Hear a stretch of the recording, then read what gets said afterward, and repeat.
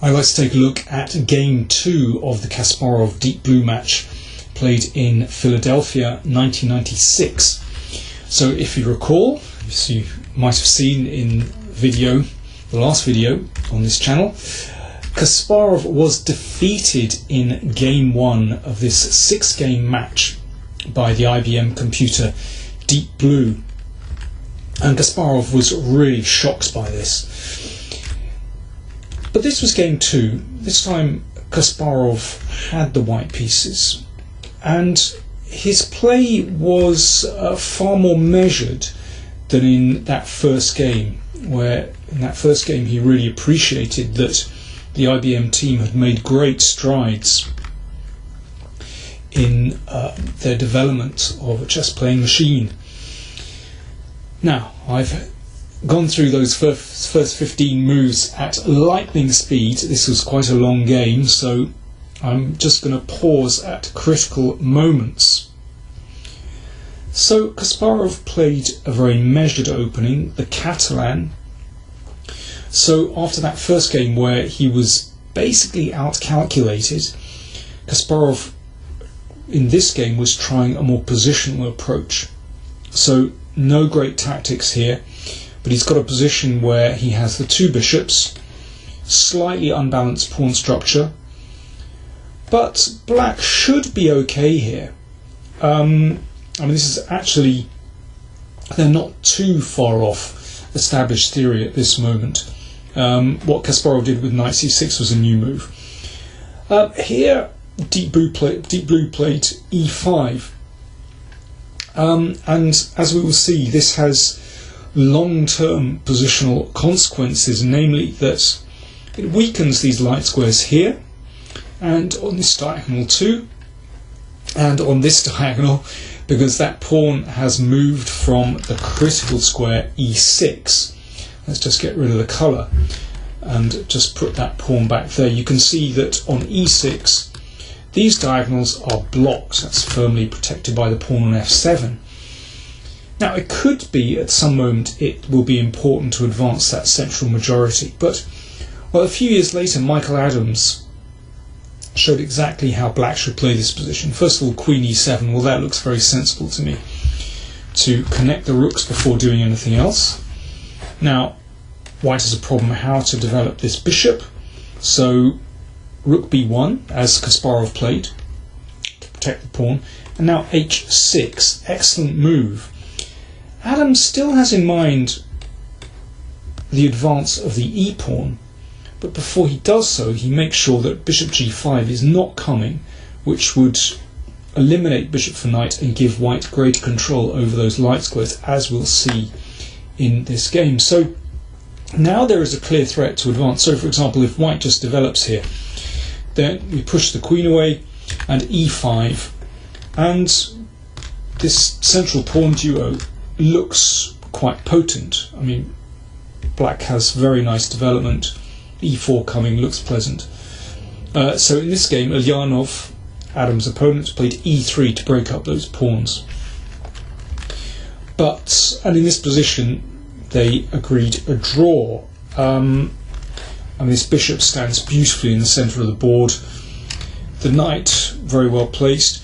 That e-pawn might later on just support the knight, or that e-pawn might advance to protect the bishop. In any case, black has no difficulties here at all. Okay, let's bear that in mind, and let's look at the game. e5, rook b1, want to bring the bishop out. h6 I think is still a reasonable move here, but Deep Blue probably didn't evaluate giving up for a bishop for knight very strongly.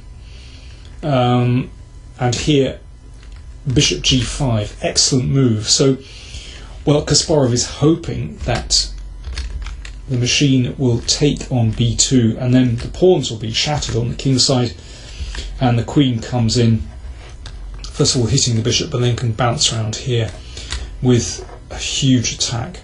So correctly, Deep Blue evaluated that as too dangerous and protected this knight. And now a superb move from Kasparov. b4. So starting to roll this queenside majority, which, well, in conjunction with the bishop, could be quite potent. But of course this is a pawn sacrifice, which should be taken actually. Now maybe the best is for black to exchange pieces here and give this pawn, but okay, this is still pleasant for white because this crucial queening square is protected by the bishop. There is a threat to advance the pawn.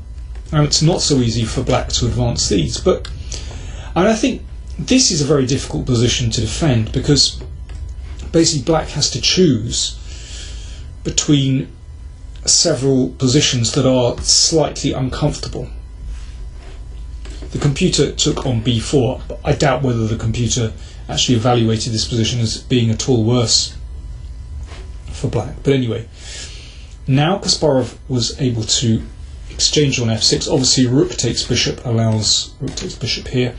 So Kasparov has succeeded in shattering the kingside pawns. He's a pawn down, but well, this is already a terrible attack. So Deep Blue saw that it had to prevent the queen moving over to the kingside and gave up the a pawn.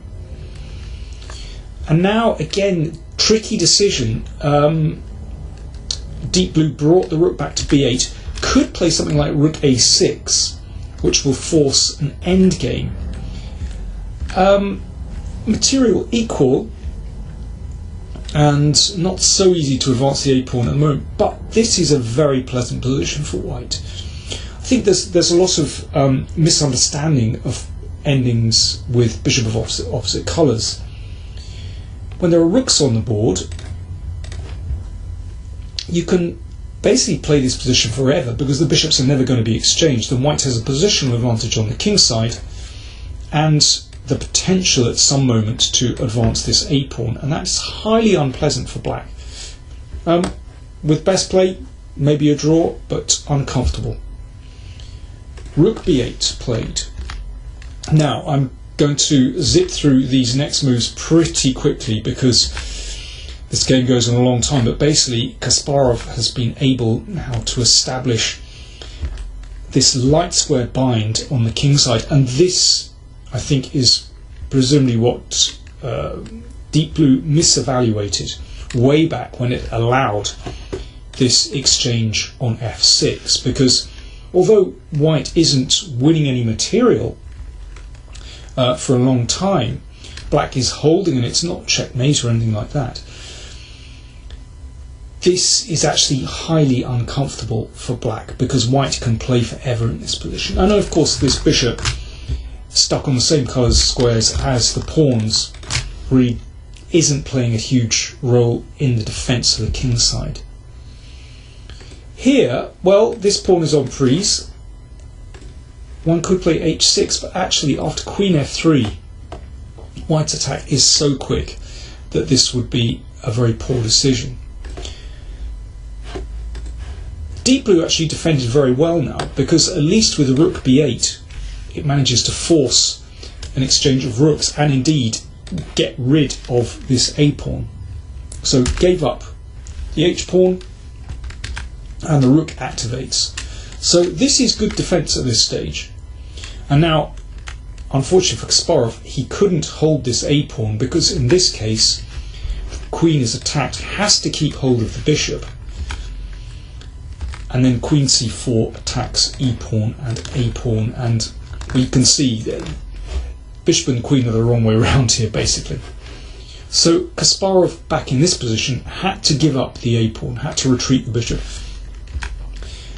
So all the players concentrated on the king side, but this is still a huge advantage for white, even though material is even, because white just has this fantastic grip on the light squares. But at least Deep Blue is able to exchange pieces. I think if the rooks had stayed on the board, this pressure would have just been way too much for black. But Kasparov can play this position forever. As long as he doesn't trade queens too early, that's the thing. That would be a draw. But of course he keeps the queens on, and with the queen on he can just keep hassling white's king. And the great thing is, he could repeat moves here, gaining time on the clock, so he wasn't in any time pressure at all and just play forever. Basically, white needs to target the f-pawn. That's his next goal here. No need to advance this h-pawn yet. That would just be a burden for white. Better to keep this pawn structure nice and intact, protecting itself. The king protects the pawns protect each other, and just play for an attack on the f-pawn. And this is, in the long term, impossible for black to defend against. So the big danger for white is shouldn't trade queens too early. For example, here, this should be a draw. The king will head back to block the h-pawn. Must be a draw. But Kasparov, of course, keeps the queens on, maintains pressure. And let me get to the next critical moment in the game. Okay, let's stop here. So Kasparov has managed to organise this attack on the f-pawn, and that can't be defended. But with white's pieces lined up against the f-pawn, of course it's meant that his blockade on these pawns has gone for the moment. So black has the chance to either advance the f-pawn or the e-pawn. So difficult moment for Kasparov, actually. He had to think very carefully before he loosened his blockade on these pawns. So he has to think, what happens if the f-pawn advances? What happens if the e-pawn advances? Well, Deep Blue played f5, which was criticised at the time, but probably the alternatives aren't very good anyway. For example, e4. Well, bishop f7 would be a mistake. This certainly gives black enough counterplay. But, well, when I run this through my machine, lots of people are asking me which computer do I use? Well, which chess engine do I use? Well, for a start, I only use the chess engines at kind of critical moments in the game, that critical at least to my eye.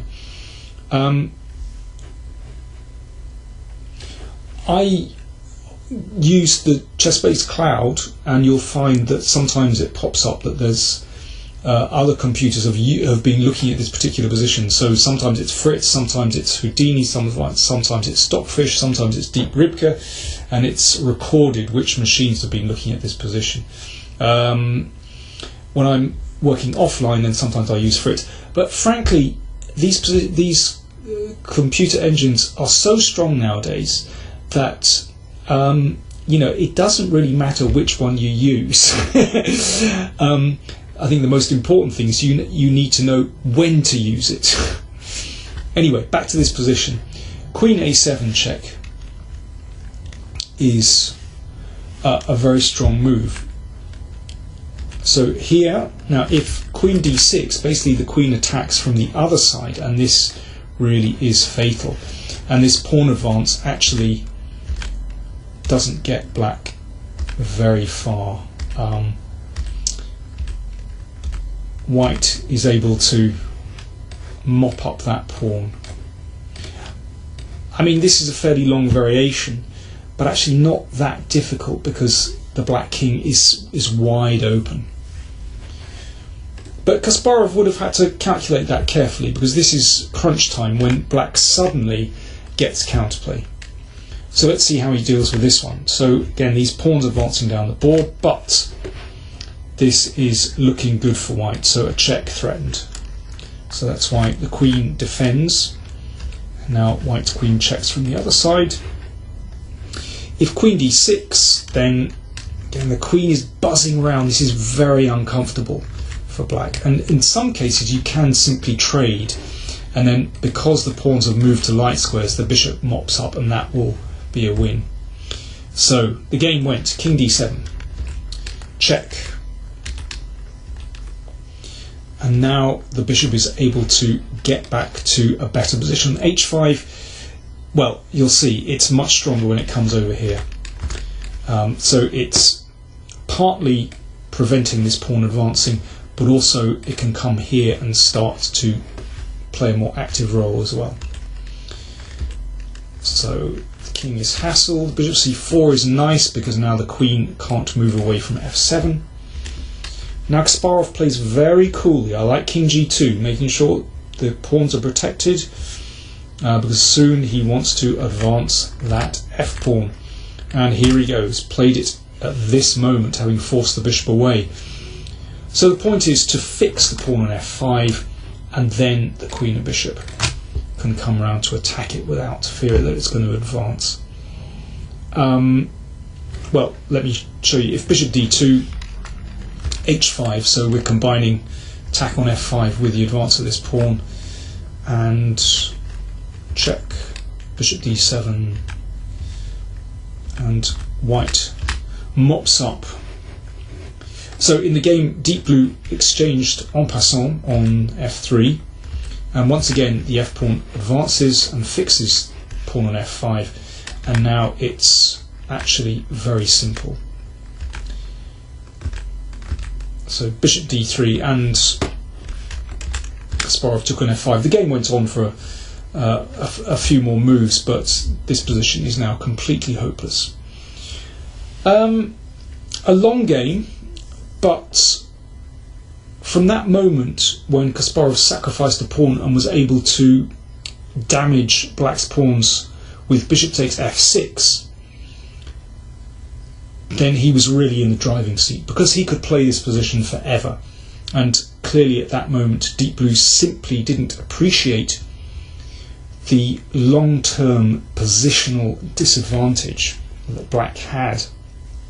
Humans would, top human players would, but Kasparov really hit home in this game. So after 2 games of the 1996 match, the score was 1-1. I'll be producing more videos looking at this match very shortly.